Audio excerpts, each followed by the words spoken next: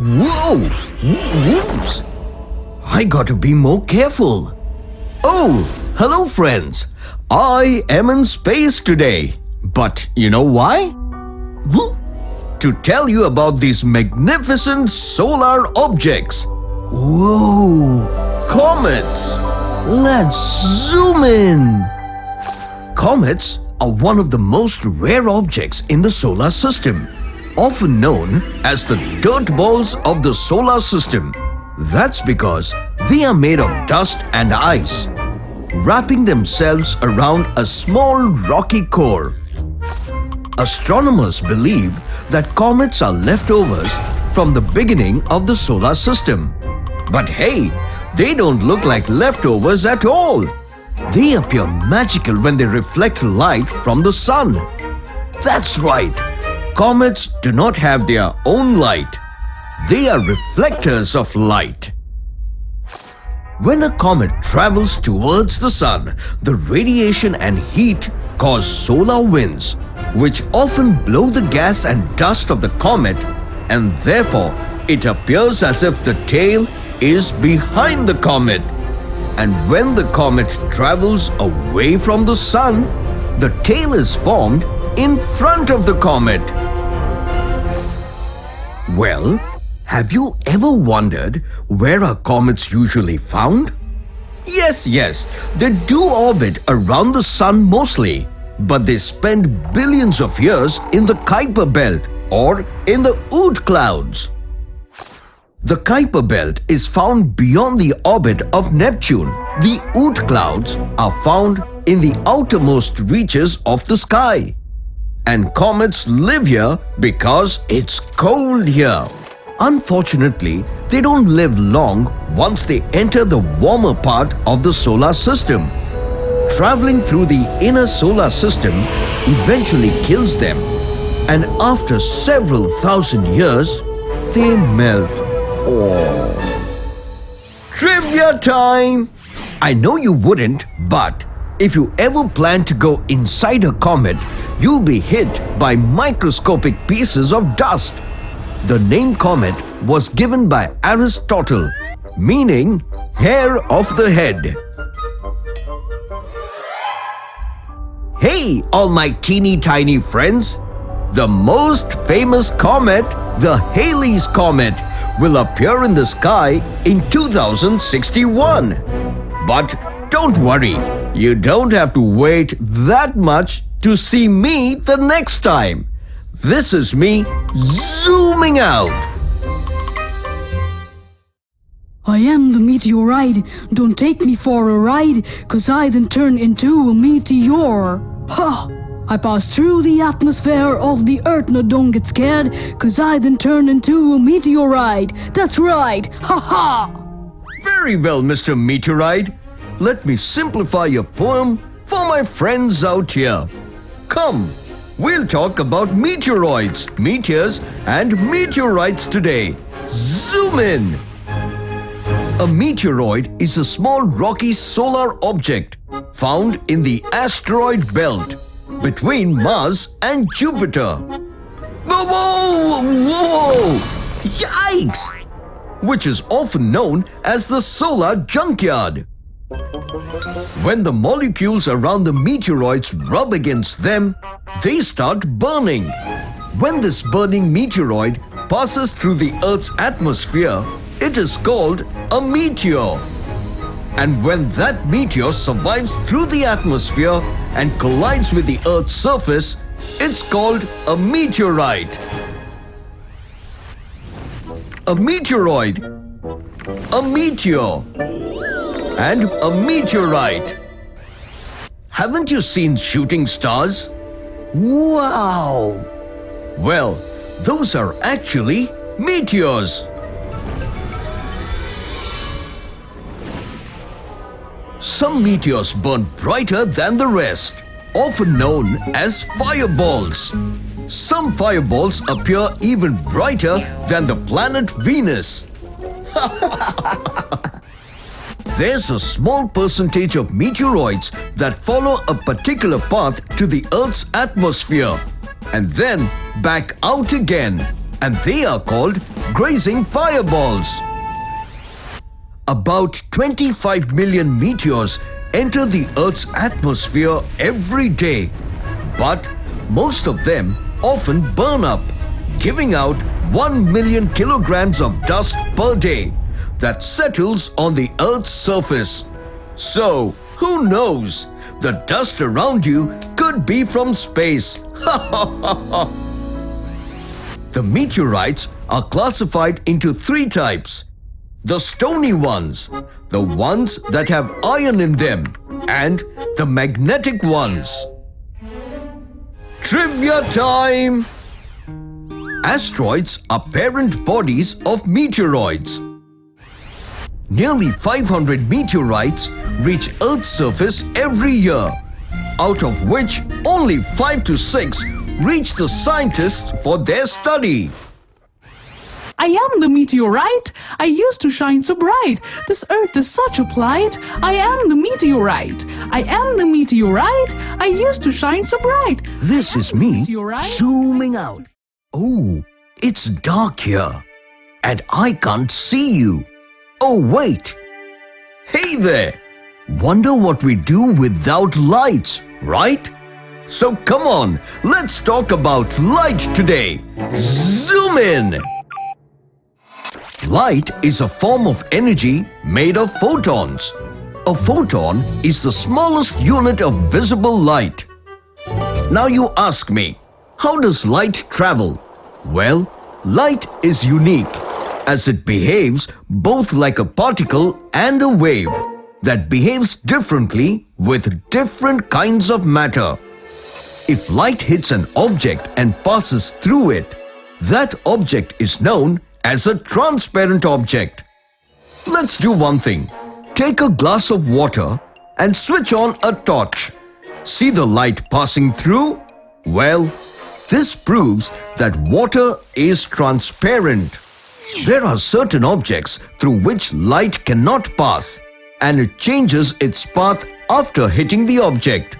These objects are called opaque objects, such as wood, the mobile you're using right now, and you as well. Yeah, humans are opaque as well. Some objects allow light to pass through them partially, and they are known as translucent objects, such as plastic, butter paper, and frosted glass. And do you know what travels the fastest? No, not a space rocket. Well, it's light. In vacuum where there's no obstacle, light travels at a speed of more than 0.1 million miles per second. Okay, so the distance between the Sun and Earth is 93 million miles.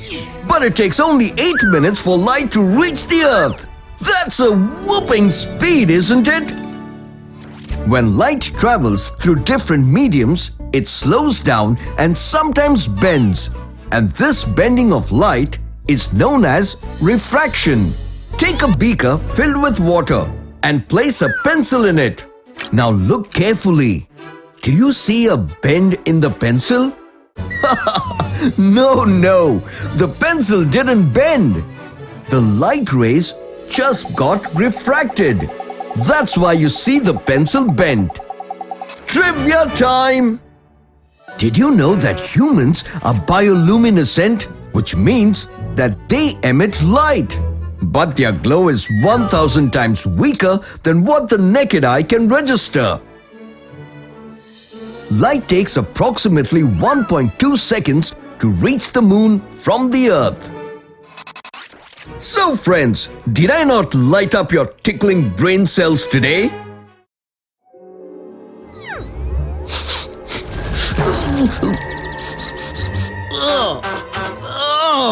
You must be thinking I'm out of my senses, right? Well, that's because I have a lot of sensations to deal with. Hey, didn't you always know that there are only 5 senses? No, there are more. sense of sight, smell, touch, hearing, and taste are the common ones. The uncommon ones are sense of Wait, we got to zoom in for that. Zoom in.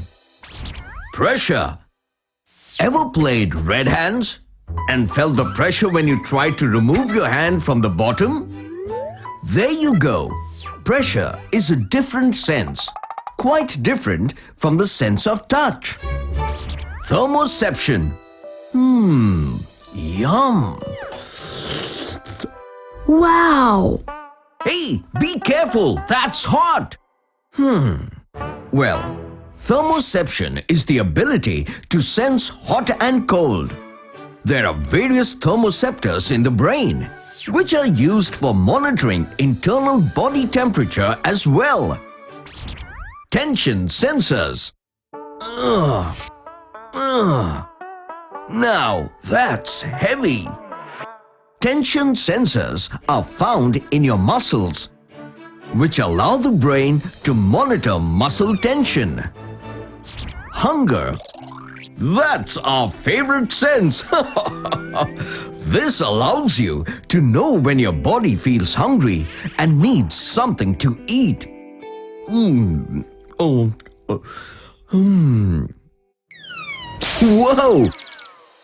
Nociception. Oh, that must hurt, right? Yeah. Nociception is the ability to feel pain. If you think this is the extremity of the sense of touch, then no, you're slightly mistaken. This sense is way more than just touching because it has a separate sensory system. Equilibrioception. This sense allows you to keep your balance and sense your body movements. Probably one of the reasons why you don't keep falling. Magnetoception. It is the ability to detect magnetic fields, which help us in the sense of direction. Thirst. This sense checks the hydration levels of your body. It tells you whether your body needs water.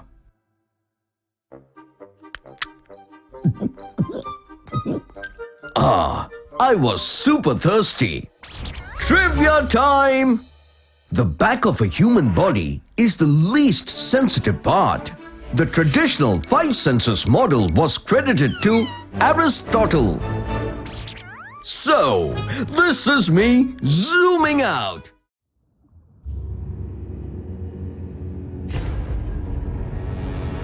Hi friends, did you just see that mighty beast? Well, that's a shark. Hey, that's not done. I'm no beast, Dr. Binocs. I mean, look at my voice and look at me. I'm a tiny little being. Oh, I'm sorry, Mr. Shark. I was kidding. I know you are not a beast, but a lot of people think you are. So why don't you clear that myth today, my friend? That's a good idea. Friends, wanna bust some myths about sharks today? I know you do. Come, zoom in. It is said that most sharks are man-eaters and they deliberately hunt humans, which is not completely true. Most sharks tend to eat fish or invertebrates, such as squids or clams. If sharks happen to kill humans, it's mostly because of mistaken identity. Sharks mostly mistake humans to be some fish or another animal. I'm sure you would have heard that sharks have lots and lots of sharp pointed teeth. Well, not all sharks have icicle-like teeth. The basking shark has tiny teeth, which it does not even use for hunting or feeding. And the horned shark has molar-like teeth, which is used to crush its hard-shelled prey. It is often believed that sharks are indiscriminate killers, but most of the times they are victims of massive hunting for their fins, which is made into shark soups. Whoa! Whoa! people claim that shark fins are tasty and have a lot of nutritional value, which is absolutely untrue. Shark fins are tasteless with absolutely no nutritional value. And if you think sharks have no predators, you're wrong. Humans are their biggest predators. If you actually look at numbers, you'll be surprised to know that sharks kill approximately 6 humans in 1 year, whereas humans kill about 100 million. Now, that's called being indiscriminate. Sharks also help a lot in maintaining the balance of life. Since they are the top of the food chain, they keep the marine population in check. Trivia time! There are approximately 500 species of shark, out of which white sharks, tiger sharks and bull sharks are the most dangerous ones. Sharks have an extremely strong sense of smell. Almost 2/3 of its brain is dedicated to the sense of smell. So friends, now you know that sharks are a lot more than their scary teeth. You're right, Dr. Binocs. Thanks for clearing the silly myths about me. I owe you one. Oh, come on, let's drink some soup.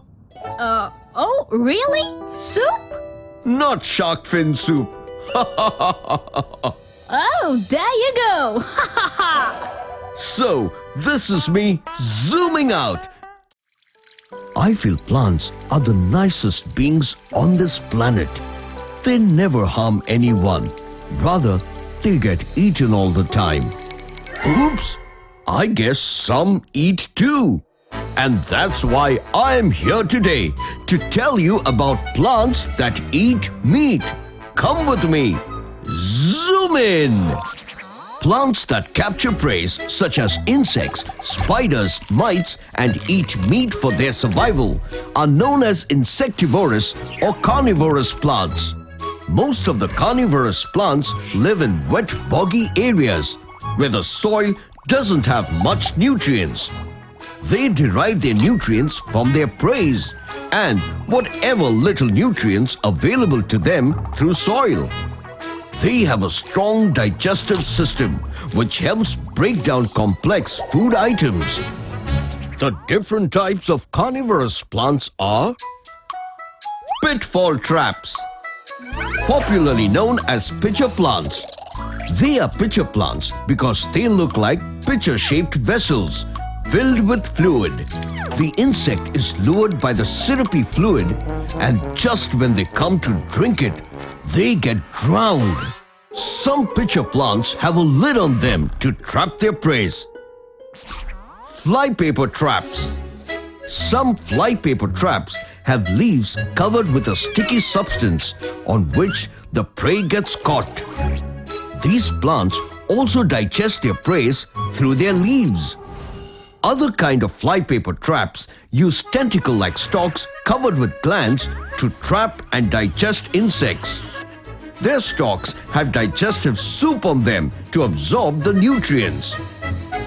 Snap traps. Venus flytrap is the most popular snap trap. Here the plant has mouth-like leaves that literally snap shut when an insect or spider lands on it. There are some snap traps that are found underwater, and they are known as water wheel plants. They do the same thing but underwater. Bladder traps. Plants of this kind work in the most interesting way, where there are sacs on the plant known as bladders that create vacuum and suck the insect to digest it later. Lobster pot traps. The plant first lures its insects with its sweet-smelling nectar. Once the insect is trapped inside, it sees light shining through the leaves, which looks like exits. To escape, the insect travels towards the light, which is nothing but another trap. This is the plant's way of actually misdirecting the insect to the inside of the pitcher, where it is caught and eaten by the digestive liquids. Trivia time! Some pitcher plants are so large they can catch and consume rats and frogs. Some carnivorous plants reflect ultraviolet light to attract their prey.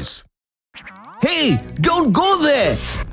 Wait, I'll help you. Ugh. Oh, let go. Ugh. So, this is me zooming out. Oh, who's that? Hey, you're disturbing the air around us. Sorry, I know I'm farting a lot today. Oops. Guess you took in a lot of carbon dioxide for lunch yesterday. Oh, yeah, could be. Did you just hear them, friends? Oh no, not their farts. And that reminds me that I need to tell you about the process of excretion in plants. Come with me. Zoom in. Just like humans, plants too feel the need to remove all sorts of waste material from their bodies. However, plants have a much simpler process of excretion. Hey, did you know that plants sweat? Well, yes. Just like humans have sweat glands, plants have small openings under their leaves called stomata that release water and oxygen. Just how the pores of your body release sweat. But their waste material is a lot more useful than ours. Plants also release waste by accumulating it in the vacuoles of aging leaf cells. The leaves then fall off, eventually removing the waste material. This process is known as abscission. Don't you sometimes have dry skin that eventually falls off? Yep, kinda same. Have you noticed leaves changing their color in autumn? This happens mostly because of the waste pigments that start getting stored inside the leaves. See the sticky fluid? Well, this is another kind of waste produced by the plants, which is often oozed out from the bark of trees. Apart from the sticky fluid, there are other waste products like resins, gums, and latex. But hey, you got to be careful because sometimes these products can be poisonous. But most of the other times, they are quite useful. For example, latex is used to produce gloves and clothing. Trivia time! The bark of a willow tree produces a chemical that helps in the making of aspirin, a medicine for pain and fever. Oak leaves turn brown due to the waste material in them. So friends, plant more and more trees because they are the reason why you can breathe.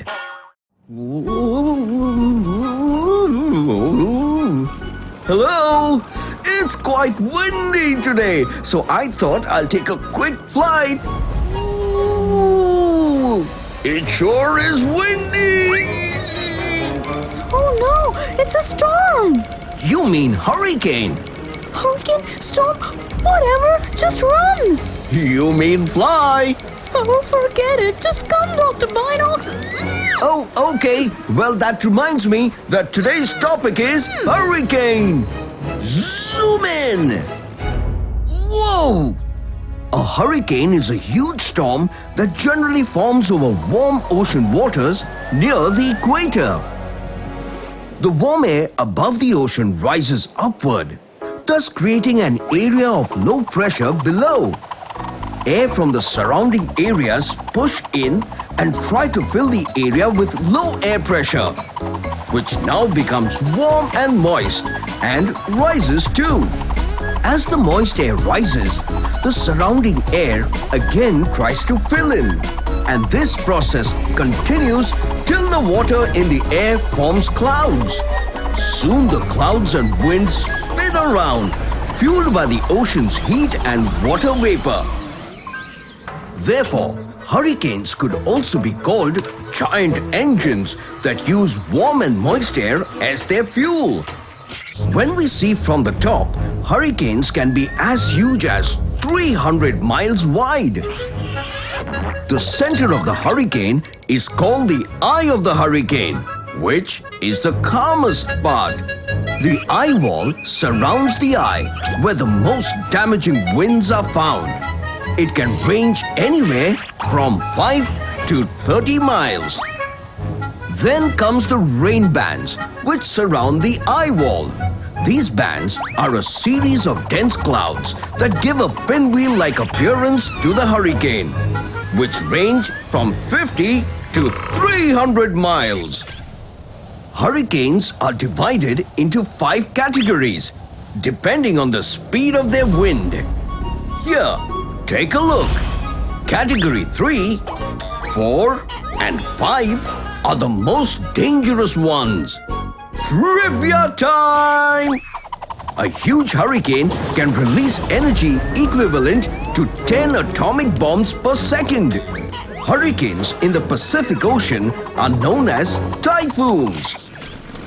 Whoa! So this is me zooming out.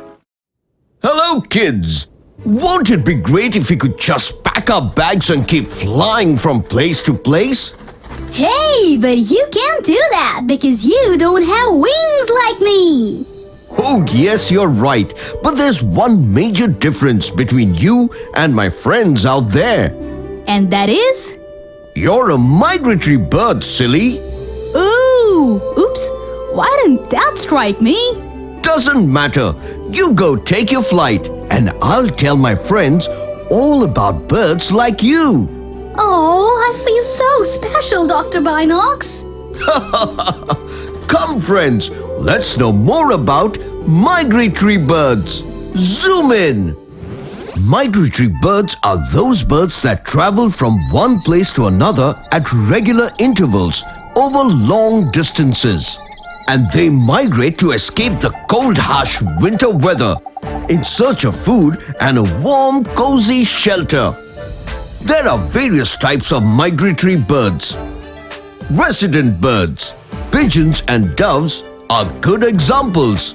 These birds just don't migrate.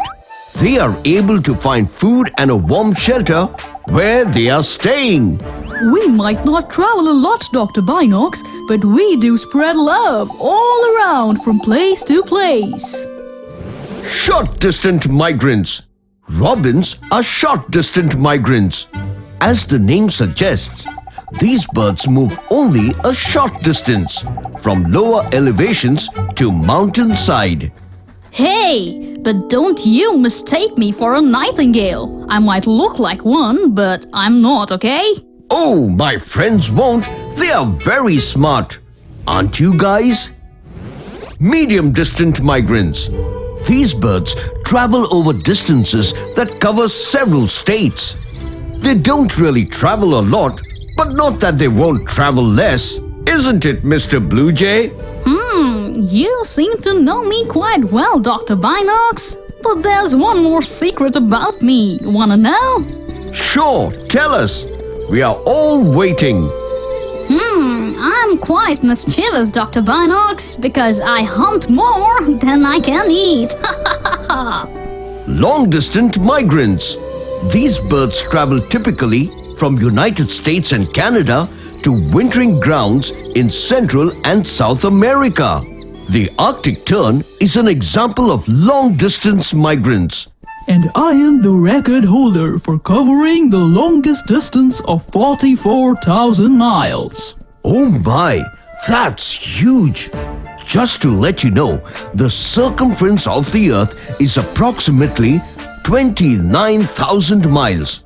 So imagine how much these birds travel. Trivia time! Before migrating, many birds enter a state of hyperphagia, where the hormone levels compel them to drastically increase their body weight to store fat to use as energy while traveling. And some birds also have the ability to sense the Earth's magnetic field to help them navigate. So I need to travel now. Wait till I come back next. Woohoo, Mr. Frog! Are you alive? Of course I am. Why wouldn't I be, huh? See that, friends? Mr. Frog can breathe both inside and outside of water. It is magic, Dr. Binocs. You won't understand. Ha ha ha. Well, it's no magic, my friends. It's just a way of life for some animals in the animal kingdom. Come, let me tell you something about it. Zoom in! The animal kingdom is divided into two groups, invertebrates and vertebrates. But today, we'll talk about the vertebrates. The animals with a backbone are called vertebrates, which are further split into smaller groups. Amphibians, reptiles, birds, and mammals. Now, let us explore a little into their worlds. Amphibians. Frogs and salamanders are some of the most popular amphibians. They are the ones that can live both on land and water. They are cold-blooded animals and lay eggs coated in jelly. They have gills to breathe underwater and lungs to breathe on land. Reptiles. Snakes and crocodiles are examples of reptiles. Their bodies are made of dry scales. They lay their eggs on land and spend almost all their time underwater. They too are cold-blooded, and it is only sometimes that they come on land to soak the sun. Birds. Oh, you've all seen birds, haven't you? Owls, sparrows, parrots, etc. Well, they have feathers and wings. But hey, not all birds fly. They lay eggs that are hard-shelled and are warm-blooded. Mammals. Lions and pandas are examples of mammals. They give birth to young ones instead of laying eggs. They have lungs to breathe and are warm-blooded. They have hair or fur and have special glands to produce milk for their young ones. Even humans are mammals. Yes, you are. Trivia time! Animals without a backbone are called invertebrates, and they were the first animals to evolve. There are approximately 52,000 species of vertebrates. So, what are you waiting for? Look around and start identifying. This is me, zooming out. Hey, Dr. Binocs. Hey there. Hello, Dr. Binocs. Hello. Oh, hello. Friends, did you spot any kind of difference between these two? I'll give you 10 points if you do. No? Well, don't worry. I'll tell you how they are different from each other. But for that, I need to tell you all about the animal kingdom. Come with me. Zoom in. The animal kingdom is divided into two groups, invertebrates and vertebrates. And today, we'll talk about the invertebrates. Animals without a backbone are called invertebrates, which are further classified into worms, sea jellies, mollusks, arthropods, and sponges. Now, let us explore a little into their worlds. Worms. They have long, soft bodies with no legs. Oh, and two body openings. You've seen earthworms, right? If you haven't, rush to your nearest garden. Sea jellies. Jellyfish is a good example here. They have soft and long stinging bodies. Stinging because they use their stingers to stun their prey before pulling them into their stomach. Mollusks. They have soft and warm bodies. Many of them have hard shells like the snail. Other Other examples are octopus and squid. Arthropods. These animals form the largest group of invertebrates. They have their skeleton on the outside of their bodies. Ooh, creepy crawlies such as cockroaches, spiders are arthropods. Sponges. They generally live in salt water and don't move from place to place. They filter nutrients and tiny organisms out of water for food. Trivia time! The invertebrates will eat almost anything that was or is alive. 97% of all animal species are invertebrates. Well, that keeps a very tiny space for the vertebrates. So do one thing, check this video out to know more about them. This is me zooming out.